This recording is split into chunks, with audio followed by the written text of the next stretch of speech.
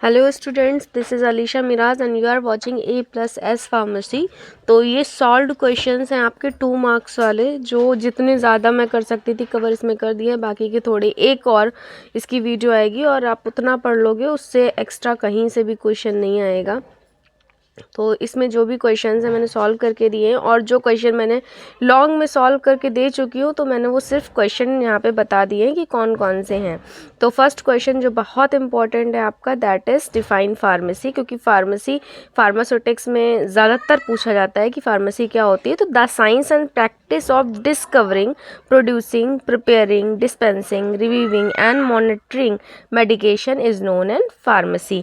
जहाँ पे आपकी ड्रग की डिस्कवरी हो, प्रोड्यूस करा जाए, मैन्युफैक्चरिंग हो, उसको प्रिपेयर किया जाए, डिस्पेंस किया जाए, लेबलिंग हो, और फिर उसको रिव्यू करके मॉनिटरिंग करी जाए मेडिकेशन पे, यही सब होता है आपका फार्मेसी। इसके बाद जो इम्पोर्टेंट क्वेश्चन है that is define pharmaceutics. Pharmaceutics क्या होती है, ये भी बहुत इंपॉर्टेंट क्वेश्चन है। तो फार्मास्यूटिक्स, एज आप सबको पता है कि overall process of developing a new chemical entity into an approved therapy that is safe and effective in treating or preventing disease। ये एक ऐसी प्रोसेस होती है जिसमें आप डेवलप करते हो किसी न्यू केमिकल एंटिटी, मतलब किसी न्यू ड्रग को, जो कि आपकी थेरेपी के लिए सेफ़ और इफ़ेक्टिव होता है किसी भी डिज़ीज़ के ट्रीटमेंट में। तो ये आपका हो गया फार्मास्यूटिक्स, ये भी बहुत इंपॉर्टेंट क्वेश्चन था। Next important question is that is different edition of Indian pharmacopoeia. Indian pharmacopoeia के डिफरेंट एडिशन आपको बताने हैं कि कब कब वो आई थी। तो फर्स्ट एडिशन इसका 1955 में आया, उसका सप्लीमेंट 1960 में, सेकेंड एडिशन आपका आया 1966 में, सप्लीमेंट आया 1975 में। सबसे पहले आप एडिशन याद करिए कि फर्स्ट 1955 में आया, सेकेंड 1966 में आया, थर्ड 1983 में आया, फोर्थ आपका 1996 में आया, फिफ्थ आपका 2007, सिक्स्थ आपका 2010, सेवन्थ आपका 2014 एंड एट्थ आपका 2018। ये अगर लॉन्ग में भी आ जाता है तो आप इसको डिस्क्राइब करके लिख सकते हो, और लॉन्ग में भी पूछा जाता है, मीन 7 मार्क्स में भी कभी कभी आपका इंडियन फार्माकोपिया की लिस्ट पूछ लेते हैं, एडिशंस कितने आए हैं। और एक क्वेश्चन जो इससे बनता है दैट इज़ कि आपका जो रिसेंट अभी कौन सा रैंडम में आया है, तो दैट इज़ 8 एडिशन, जो आपका रिसेंट अभी लास्ट वन जो चल रहा है वो आपका 8 एडिशन है, जो कि 2018 में आया था। इसके बाद आप इसके सप्लीमेंट अगर लिखते हो तो आपका जो आंसर है वो और भी ज़्यादा इफेक्टिव बन जाता है। तो अगर आपको सप्लीमेंट याद नहीं हो रहे हैं तो आप सिर्फ एडिशन भी याद कर सकते हैं। इसके बाद जो इम्पोर्टेंट क्वेश्चन है that is define pharmacopoeia. Pharmacopoeia मैंने आपको पहले भी बताया है, लॉन्ग क्वेश्चन में भी दे दिया है कि क्या होता है। ये एक बुक होती है जो कंटेन करती है लिस्ट को मेडिसिनल ड्रग्स की, और उनके इफेक्ट को, और उनके यूजेस को। और ये अपनी अपनी गवर्नमेंट, अपनी अपनी कंट्रीज़ की अलग अलग गवर्नमेंट डिसाइड करती है, वहाँ की गवर्नमेंट ही अलॉट करवाती है।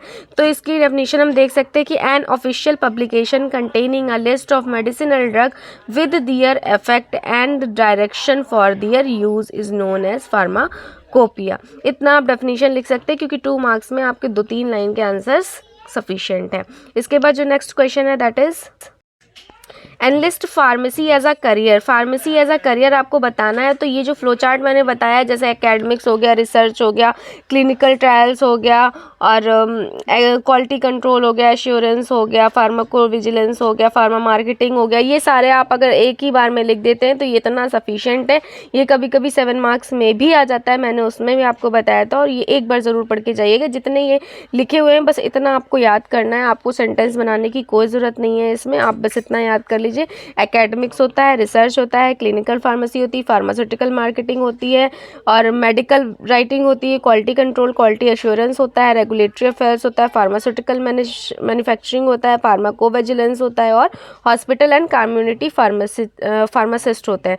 जहाँ पे भी आपको फार्मासिस्ट देखा है आप वहाँ पे फार्मेसी एज अ करियर लिख सकते हो। ये इतना आंसर इसके लिए सफिशिएंट है।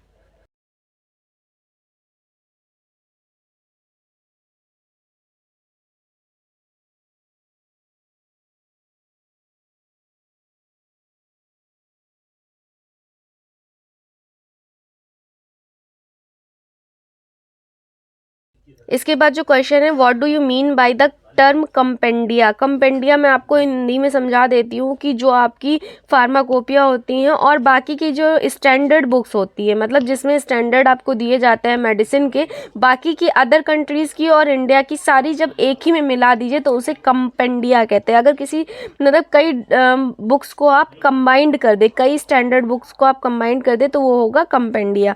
तो अगर हम लिखना चाहें तो drug compendia are defined as the summarize of drug information that are compiled by experts who have reviewed clinical data on drugs. अगर आप कई बुक्स को कंबाइन कर दे, स्टैंडर्ड बुक को लाइक फार्माकोपिया और अलग की जो आती हैं आपकी स्टैंडर्ड बुक, उन्हें कंबाइन कर दे तो वो कंपेंडिया कहलाएगी। ये कई बार क्वेश्चन पूछ लिया गया है और अगर आपको ये डेफिनेशन नहीं याद आ रही है तो अपने आप बना के भी लिख सकते हैं।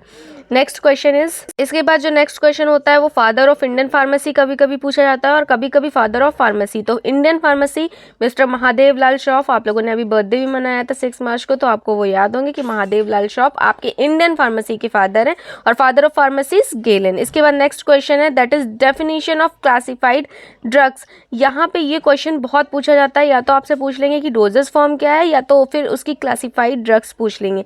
तो ये आपको पूरा पढ़ना बहुत ज़रूरी था, इसीलिए मैं इसमें ही सॉल्व के दे रही हूँ क्योंकि बहुत सारे जो शॉर्ट क्वेश्चन है इसी से बनेंगे। दैट सिरप क्या है, एलिक्सर क्या है, इमल्शन क्या है, सस्पेंशन क्या है, क्रीम क्या है, ointment, paste, gel, suppositories, pessaries, aerosol, inhalation, tablet, capsule, tooth powder, dusting powder, ये सब इसमें से पूछे जा सकते हैं। तो डोजेस फॉर्म क्या है, कोई भी ऐसी फॉर्म जिसमें आप डोजेस को किसी को देते हैं खाने के लिए, वो क्या होता है डोजेस फॉर्म। बेसिकली 4 टाइप की होती हैं, solid, liquid, semi solid and gases. Solid कौन सी होती हैं, जब आपकी ड्रग किस फॉर्म में हो, सॉलिड फॉर्म में हो तो उसे क्या कहेंगे सॉलिड डोजेस फॉर्म। ये 2 टाइप की होती है, एक यूनिट डोजेस फॉर्म और bulk doses form. Unit doses form क्या होती है, जब आप एक टाइम पे एक ही दवा दे रहे हैं, एक ही सॉलिड डोजेस फॉर्म दे रहे हैं तो वो यूनिट डोजेस हो गई। बल्क मतलब बहुत सारी, बल्क मतलब ज़्यादा होता है, तो बल्क में आते हैं आपके पाउडर्स। यूनिट डोजेस फॉर्म में टैबलेट पूछ लेता है, तो tablet are the unit compressed doses form used for oral administration. ठीक है, ये एक ओरल एडमिनिस्ट्रेशन के लिए यूज़ होती है और यूनिट सॉलिड डोजेस फॉर्म होती है। कैप्सूल क्या होते हैं, कैप्सूल आपके solid doses, unit solid doses form होते हैं। ये 2 टाइप के होते हैं, soft gelatin and hard gelatin. इसके बाद अगर बल्क पाउडर पूछ लेता है तो बल्क पाउडर्स क्या होते हैं, आपके जितने भी प्रोटीन्स वाले पाउडर हो गया, टूथ पाउडर हो गया, डस्टिंग पाउडर, जितने भी आपके बहुत ज़्यादा क्वान्टिटी में पाउडर्स आते हैं वो आपके बल्क डोजेस में आ जाएंगे। इसके बाद मोनोफेजिक पूछ सकता है कि what do you mean by monophasic liquids. तो मोनोफेजिक लिक्विड्स ऐसे होते हैं जिसमें एक फेज इन्वॉल्व होता है, मतलब होमोजीनियस मिक्सचर होते हैं जिसमें आपका सिरप, लोशंस और एलिक्सर आता है। कभी कभी पूछ लेता है difference between syrup and elixir.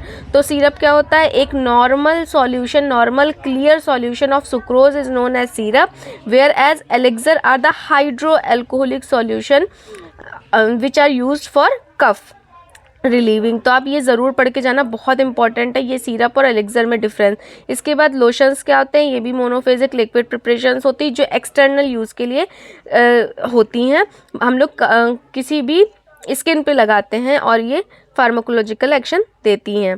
इसके बाद बाइफेजिक लिक्विड डोजेस फॉर्म क्या होते हैं, ये 2 टाइप के होते हैं, एक सस्पेंशन और एक इमल्शन। सस्पेंशन आपको पता है जब सॉलिड पार्टिकल्स आप लिक्विड में डिसॉल्व करते हो with the help of suspending agent, then it is known as suspension. Emulsion, 2 immiscible liquids are dissolved by the help of emulsifying agent, that is emulsion. ये आपके जितने भी शॉर्ट में question पूछेंगे आप इतनी इतनी डेफिनेशन लिख दोगे, काफ़ी है। फिर सेमी सॉलिड में आ जाता है तो क्रीम्स, जैसे सेमी सॉलिड में क्या होता है, ना तो वो सॉलिड होते हैं ना ही वो लिक्विड होते हैं। ये सेमी सॉलिड मीन्स हल्का सा थिकनेस उनकी ज़्यादा होती है वाटर से और सॉलिड से थोड़ा सा कम थिननेस होती है। तो ये cream, ointment, paste, gel, suppositories, pessaries आप ये कहाँ पे यूज़ करते हो ये सब बता सकते हो। इसके बाद एरोसोल क्या होते हैं, तो वो जो गैसेस फॉर्म में हम यूज़ करते हैं बेसिकली फॉर द नोज़ और इन्हेलेशन के लिए, उन्हें एरोसोल्स कहते हैं। और इन्हेलेशंस क्या होते हैं, जो आप नॉर्मली विक्स वगैरह में यूज़ करते हो उन्हें इन्हेलेशन कहते हैं। ये आप पूरा डोजेस फॉर्म का एक बार चार्ट देख लीजिएगा, पढ़ के ही जाइएगा, लॉन्ग में नहीं तो शॉर्ट में, शॉर्ट में नहीं तो लॉन्ग में, मतलब 7 मार्क्स में या 10 मार्क्स में या 2 मार्क्स में 110% आएगा। बहुत इंपॉर्टेंट क्वेश्चन है, दैट्स मैंने इसमें आपको एक एक करके सारे टॉपिक्स क्लियर कर दिए हैं। आई होप आपको इतना समझ में आ जाएगा। इसके बाद जो इम्पोर्टेंट क्वेश्चन है दैट इज़ इसके बाद जो क्वेश्चन है दैट इज़ डिफाइन आइडियोसिंक्रेसी। तो आइडियोसिंक्रेसी क्या होती है? जब आपकी जो ड्रग है वो एडवर्स इफेक्ट दे, जब ड्रग के कॉम्बिनेशन आपको एडवर्स इफेक्ट दे वो आइडियोसिंक्रेसी होता है। ये आपकी पेशेंट टू पेशेंट वेरी करता है। तो अगर हम इसको देखना चाहें, untoward reaction to drug that occur in a small fraction of patient and have no obvious relationship to dose और ड्यूरेशन ऑफ थेरेपी, जिसका ड्यूरेशन ऑफ थेरेपी और डोज से कोई लेना देना नहीं होता है बट आपको एडवर्स एक्शन शो होता है, उसे क्या कहते हैं? आइडियोसिंक्रेसी। इसके बाद जो इम्पोर्टेंट क्वेश्चन है वो young rule, dealing rule, clerks rule सब पूछ लेते हैं। तो आप यंग रूल एक बार पढ़ के जाना। ये डोज फॉर चाइल्ड होती है जिसको adult dose into age upon age plus 12, ये फार्मूला बस याद करना है आपको। और डिलिंग रूल का फार्मूला क्या है? Dose required is equals to adult dose into age in years upon 20। ये आपको सिर्फ फार्मूला याद करना है, ये बहुत इंपॉर्टेंट क्वेश्चन है। यंग रूल, डिलिंग रूल या क्लर्क्स रूल में से कोई एक आ जाता है हर साल, तो आप एक बार देख लीजिएगा। इसके बाद जो क्लर्क्स रूल है वो तो फार्मूला देख ले अगर, तो paediatric dose is equals to child weight in IBS upon 150 IBS into adult dose. Child dose, paediatric dose child dose को ही कहते हैं। तो उसको कैसे जो है लिख सकते हैं आप, ये फार्मूला याद कर लीजिएगा, ये आपको याद ही करना पड़ेगा। इसके बाद कभी कभी क्वेश्चंस आपके डोज कैलकुलेशन पे भी आ जाते हैं, आपको एज दे देंगे, उसके बाद आप बताएंगे डोज कैलकुलेट करके बताएं, तो वो न्यूमेरिकल टाइप है। मे बी 1 या 2 ही मिलेंगे आपको पूरे पेपर में, तो उसको भी ध्यान में रखिएगा, क्योंकि अब कौन सा फार्मूला आ सकता है ये हम नहीं बता सकते हैं। तो next question, difference between synergism and antagonism. Antagonism और सिनर्जिज्म में क्या डिफरेंस है तो वो देखेंगे। का सिनर्जिज्म क्या होता है? जब 2 से ज़्यादा ड्रग आप यूज़ करो और उसके कॉम्बिनेशन की वजह से आपकी ड्रग की पोटेंसी बढ़ जाए, मतलब उसका एक्शन बढ़ जाए, तो उसे क्या कहेंगे? सिनर्जिज्म। एंटागोनिज्म क्या होता है आपका? जब 2 ड्रग यूज़ करें और दूसरी ड्रग आपकी पहली वाली ड्रग का जो पोटेंसी है ड्रग की उसको डिक्रीज कर दे, तो उसे क्या कहेंगे? एंटागोनिज्म। तो हम लिखना चाहें तो कैसे लिख सकते हैं? When the potency of drug increases by combination of 2 drugs then it is known as synergism. Example आपका एफेड्रीन एंड एड्रेनलिन, दोनों जब साथ में एक्ट करते हैं तो वो ड्रग की पोटेंसी को बढ़ा देते हैं। एंटागोनिज्म देखिए, when potency of drug when potency of drug decreases by another drug, example histamine and adrenaline, then it is known as antagonism। Histamine आपकी एड्रेनलिन की पोटेंसी को घटा देता है और एड्रेनलिन हिस्टामिन की पोटेंसी को घटा देता है, तो इसे क्या कहेंगे? एंटागोनिज्म, जो हम साथ में नहीं लेना चाहेंगे। इसके बाद जो नेक्स्ट क्वेश्चन है वो है define alligation method. Alligation method क्या होते हैं? तो ये आपका मेथड होता है कैलकुलेशन करने का, कितना कंटेंट आपको दूसरी ड्रग के कंपोनेंट की लेनी है। तो हम इसको कैसे लिख सकते हैं? It is a method of calculation of the amount of content use to prepare the mixture. किसी मिक्सचर को बनाने में जो कंटेंट लग रहा है उसमें कितना हमको वो कंटेंट लेना है, उसे क्या कहेंगे? Alligation method. उसकी कैलकुलेशन को एलिगेशन मेथड कहते हैं। इसके बाद इससे भी कई क्वेश्चंस आते हैं एलिगेशन मेथड से कि कितने परसेंटेज आप कितना लेंगे, और जैसे कि प्रूफ स्प्लिट का भी कई बार क्वेश्चन पूछते हैं, आपको न्यूमेरिकल में भी पूछ लेते हैं और बेसिकली प्रूफ स्प्लिट भी पूछते हैं। तो नेक्स्ट क्वेश्चन है define proof split. Proof split क्या होती है? जो आपका अल्कोहल और वाटर कंटेनिंग होता है वो 57.1% होता है। तो इसकी डेफिनेशन देख लें, mixture of alcohol and water containing in the UK 57.1% alcohol by volume और in the US 50% alcohol by volume used as a standard of strength of distilled alcoholic spirit. इसे ही क्या कहेंगे? Proof spirit. ये आपकी definition बहुत important, एक बार पढ़ लीजिएगा। इसके बाद नेक्स्ट है डिफाइन आइसोटोनिक सॉल्यूशन। मैंने ये आपको कई बार बताया है कि आइसोटोनिक सॉल्यूशन क्या होते हैं। तो जब आपको सॉल्यूट के कंसंट्रेशन बराबर होता है दोनों तरफ then it is isotonic solution, और अगर हाइपो होगा तो सॉल्यूट की कंसंट्रेशन कम होती है और अगर हाइपर होगा तो सॉल्यूट की कंसंट्रेशन ज़्यादा होती है। नेक्स्ट है डिफाइन हाइग्रोस्कोपिक पाउडर। तो हाइग्रोस्कोपिक पाउडर क्या होते हैं? उनको डेलिक्वेसेंट पाउडर भी कहा जाता है और ये एब्जॉर्ब कर लेते हैं मॉइस्चर फ्रॉम एटमॉस्फेयर, इसीलिए उनको हाइग्रोस्कोपिक पाउडर कहा जाता है। डेफिनेशन देखें तो hygroscopic powders are deliquescent powder. The powder which absorb moisture from the atmosphere are called hygroscopic powders. ये इतनी सी डेफिनेशन है, आप इसको ज़रूर पढ़ लीजिएगा। इसके बाद कभी कभी हाइग्रोस्कोपिक पाउडर और यूटैक्टिक मिक्सचर्स में डिफरेंस भी पूछ लेते हैं।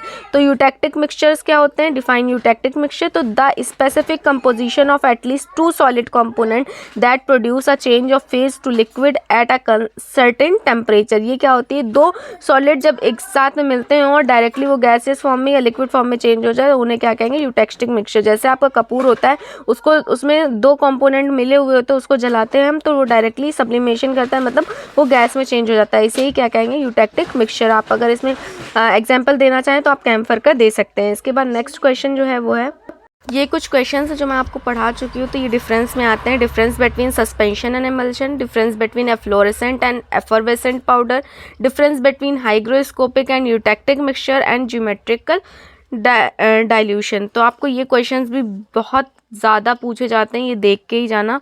और आई होप आपको ये वीडियो पसंद आई होगी। Like, comment, share and subscribe. और नेक्स्ट वीडियो थोड़ी देर में अपलोड कर दूंगी। बस थोड़े से क्वेश्चन, आई थिंक 10 से भी कम क्वेश्चन बचे हैं जो शॉर्ट में है आपको, बाकी आपका पूरा क्लियर हो गया है। कितना पढ़ना है आपको, अगर बैक नहीं चाहिए तो जितना मैंने लॉन्ग में और शॉर्ट में बताया इतना पढ़ लेंगे तो आपकी बैक बिल्कुल भी नहीं आएगी। और मिलते हैं नेक्स्ट वीडियो में, तब तक के लिए stay tuned, stay connected. Thank you for watching.